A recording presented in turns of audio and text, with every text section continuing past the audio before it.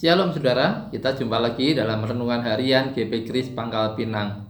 Hari ini kita akan merenungkan Kejadian pasal yang ke-18. Sebelumnya mari kita awali dengan doa. Bapa, kami bersyukur untuk hari ini. Terima kasih untuk rahmat-Mu, kebaikan-Mu, kemurahan-Mu, dan terlebih anugerah-Mu pada kami. Dan kami mohon pimpinan-Mu, pertolongan-Mu, bila sebentar kami akan merenungkan firman-Mu. Tolonglah kami supaya kami boleh mengerti dan menerapkan kebenaran firman-Mu dalam hidup kami. Demi nama Tuhan Yesus kami berdoa. Amin. Mari kita dengarkan Kejadian pasal 18. Kemudian Tuhan menampakkan diri kepada Abraham dekat pohon tarbantin di Mamre. Sedang ia duduk di pintu kemahnya waktu hari panas terik. Ketika ia mengangkat mukanya, ia melihat 3 orang berdiri di depannya. Sesudah dilihatnya mereka, ia berlari dari pintu kemahnya, menyongsong mereka. Lalu sujudlah ia sampai ke tanah, serta berkata, Tuanku, jika aku telah mendapat kasih Tuanku, janganlah kiranya lampaui hamba-Mu ini. Biarlah diambil air sedikit, basuhlah kakimu, dan duduklah beristirahat di bawah pohon ini. Biarlah ku ambil sepotong roti, supaya tuan-tuan segar kembali. Kemudian bolehlah tuan-tuan meneruskan perjalanannya, sebab Tuhan telah datang ke tempat hamba-Mu ini. Jawab mereka, perbuatlah seperti yang kau katakan itu. Lalu Abraham segera pergi ke kemah mendapatkan Sarah, serta berkata, Segeralah, ambil 3 sukat tepung yang terbaik, remaslah itu dan buatlah roti bundar. Lalu berlarilah Abraham kepada lembu sapinya. Ia mengambil seekor anak lembu yang empuk dan baik dagingnya dan memberikannya kepada seorang bujangnya. Lalu orang ini segera mengolahnya. Kemudian diambilnya dadih dan susu serta anak lembu yang telah diolah itu. Lalu dihidangkannya di depan orang-orang itu. Dan ia berdiri di dekat mereka di bawah pohon itu, sedang mereka makan. Lalu kata mereka kepadanya, Di manakah Sarah, istrimu? Jawabnya, Di sana, di dalam kemah. dan firman-Nya, Sesungguhnya aku akan kembali tahun depan mendapatkan engkau. Pada waktu itulah, Sarah, istrimu, akan mempunyai seorang anak laki-laki. Dan Sarah mendengarkan pada pintu kemah yang di belakangnya. Adapun Abraham dan Sarah telah tua dan lanjut umurnya, dan Sarah telah mati haid. Jadi tertawalah Sarah dalam hatinya, katanya, Akan berakhir ke aku setelah aku sudah layu, sedangkan tuanku sudah tua. Lalu berfirmanlah Tuhan kepada Abraham, Mengapakah Sarah tertawa dan berkata, Sungguhkah aku akan melahirkan anak, sedangkan aku telah tua? Adakah sesuatu apapun yang mustahil untuk Tuhan? Pada waktu yang telah ditetapkan itu, tahun depan, aku akan kembali mendapatkan engkau. Pada waktu itulah, Sarah mempunyai seorang anak laki-laki. Lalu Sarah menyangkal, katanya, Aku tidak tertawa. sebab ia takut, tetapi Tuhan berfirman, Tidak, memang engkau tertawa. Lalu berangkatlah orang-orang itu dari situ dan memandang ke arah Sodom. Dan Abraham berjalan bersama-sama dengan mereka untuk mengantarkan mereka.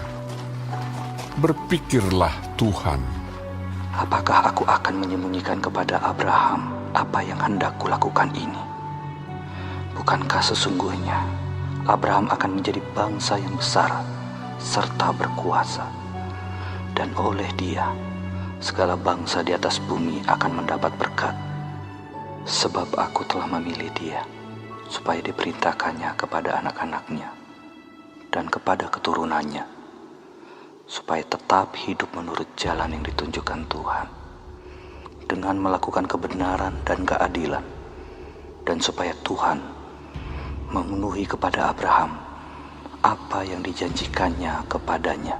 Sesudah itu berfirmanlah Tuhan, Sesungguhnya banyak keluh kesah orang tentang Sodom dan Gomora, dan sesungguhnya sangat berat dosanya.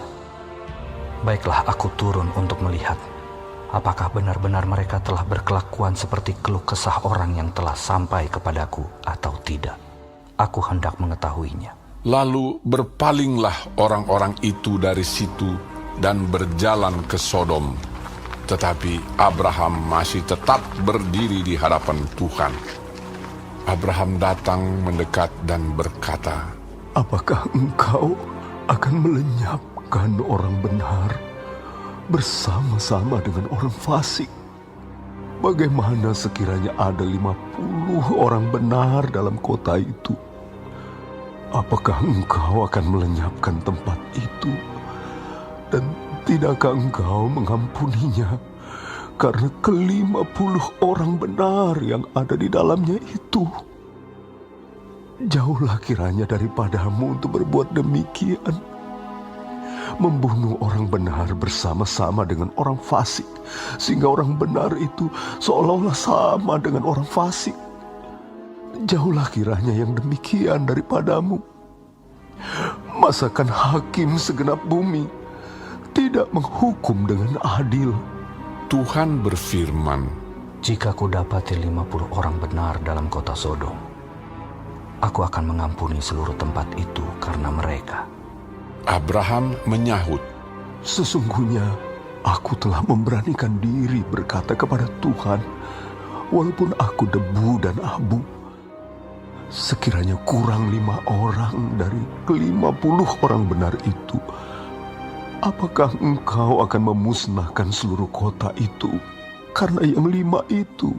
firman-Nya, Aku tidak memusnahkannya jika ku dapati 45 di sana. Lagi Abraham melanjutkan perkataannya kepadanya, Sekiranya 40 didapati di sana, firman-Nya, Aku tidak akan berbuat demikian karena yang 40 itu. katanya, janganlah kiranya Tuhan murka kalau aku berkata sekali lagi, sekiranya 30 didapati di sana. firman-Nya, Aku tidak akan berbuat demikian jika ku dapati 30 di sana. katanya, Sesungguhnya aku telah memberanikan diri berkata kepada Tuhan, sekiranya 20 didapati di sana. firman-Nya, Aku tidak akan memusnahkannya karena yang 20 itu. katanya, Janganlah kiranya Tuhan murka kalau aku berkata lagi sekali ini saja, sekiranya 10 didapati di sana. firman-Nya, Aku tidak akan memusnahkannya karena yang 10 itu. Lalu pergilah Tuhan setelah ia selesai berfirman kepada Abraham, dan kembalilah Abraham ke tempat tinggalnya. Saudara, ada 3 hal yang menarik yang perlu kita perhatikan dalam Kejadian pasal 18 ini. Yang pertama tentang istirahat di ayat yang pertama. Abraham beristirahat pada siang hari. Rupanya istirahat pada siang hari itu biasa dilakukan di negeri timur waktu itu. Dan jangan lupa pula bahwa Abraham saat itu usianya hampir 100 tahun. Kita seringkali menganggap remeh tentang istirahat. Bahkan kita memiliki pandangan yang negatif tentang istirahat. Kalau ada orang yang semakin sedikit istirahatnya, kita anggap nih orang yang perlu diteladani, orang yang perlu dicontoh. Saudara, terkadang hal yang paling rohani yang dapat kita lakukan ialah istirahat. Tubuh orang beriman adalah bait Tuhan yang harus dipelihara. Tetapi semua harus sesuai dengan porsinya. Kalau berlebihan beristirahat itu tentu akan dianggap sebagai pemalas. Yang kedua adalah melayani, ayat 2 sampai 8. Pada waktu siang itu Abraham kedatangan tamu dan perhatiannya langsung tertuju kepada 3 orang perantau saat itu. Sebab tidak biasa orang-orang waktu itu bepergian pada siang hari yang terik. Warren Wiersbe menafsirkan 3 tamu tersebut adalah 2 malaikat dan Tuhan Yesus dalam salah satu pemunculannya sebelum inkarnasi. Meskipun Abraham mempunyai 318 pelayan, ia melayani sang tamu itu secara pribadi dan berulang kali memanggilnya Tuanku.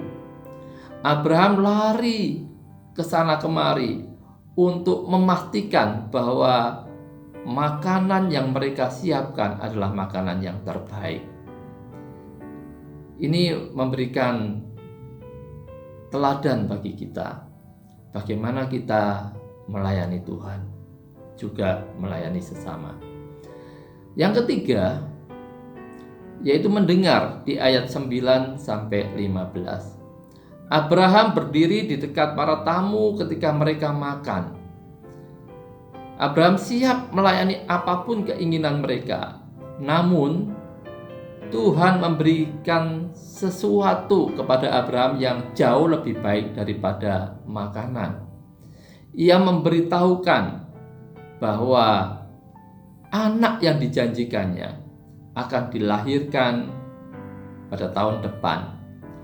Terjemahan lain tidak mengatakan tahun depan, tetapi saat tamu itu akan datang kembali. Jadi bisa saja dalam tahun yang sama, ya tentu kurang lebih 9 bulan lagi. Abraham mendengar janji Tuhan itu kembali. Dan saat ini gantian Sarah yang tertawa karena janji itu. Tetapi mereka mau mendengar. Yang keempat, saudara, ini tentang syafaat ayat 16 sampai 33. Karena Abraham adalah sahabat sekaligus hamba Tuhan, ia diberitahu rahasia-rahasia Tuhan. Lot telah diselamatkan oleh campur tangan Abraham pada pasal 14 yang lalu kita baca. Kini ia kembali diselamatkan melalui doa Abraham. Abraham mendoakan kota Sodom Gomora yang akan mendapatkan keadilan Tuhan. Tetapi Tuhan menyelamatkan Lot berdasarkan belas kasihan dan kasih karunia-Nya. Berdoa syafaat bagi orang-orang yang terhilang dan bagi orang-orang kudus yang membutuhkan adalah hak istimewa yang mulia yang tidak boleh kita abaikan. Itu hak yang diberikan Tuhan kepada kita. Tuhan mau melibatkan saya dan saudara untuk melakukan segala rencananya melalui syafaat kita. Mari kita gunakan hak istimewa ini yang Tuhan berikan. Mari kita menjadi pendoa syafaat bagi orang-orang di sekitar kita, bagi pekerjaan Tuhan, bagi bangsa dan negara ini, bagi dunia ini. Amin. Tuhan Yesus memberkati.